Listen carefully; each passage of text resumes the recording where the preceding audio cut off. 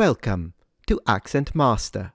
Today we're going to learn one of the most well-known and one of the most mispronounced words in Japanese. So first and foremost, this is not the word to say goodbye. It actually means farewell. And in fact, if we had to translate it literally, we could render it as if it must be so, which kind of means it's quite poetic. It's not that you will never hear it in Japan, but it is quite formal. And while some speakers may use it occasionally, generally speaking, it's a very, this is the last time I'm ever going to see you type of goodbye, if you will. Let's work on the pronunciation. In Japanese, this is pronounced sayonara, sayonara, sayonara,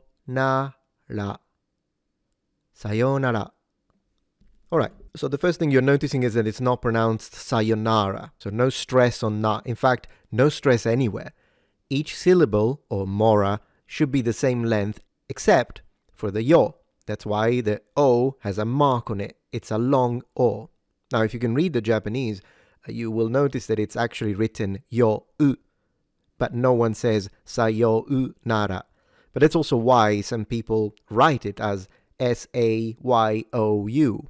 For a more faithful rendering of the hiragana script.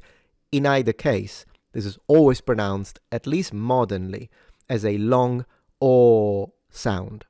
So, sa-yo-na-ra. And for the experienced and advanced learners, when it comes to the pitch, sa starts low, yo-na stay high, ra is when you have the drop in pitch. Sayonara. Now, of course, when people speak fast, the lengthening might not be as obvious, and you might hear people say sayonara, sayonara, and there is a slightly more informal version with a shorter o, but for the full proper pronunciation is sayonara. Thank you very much for watching.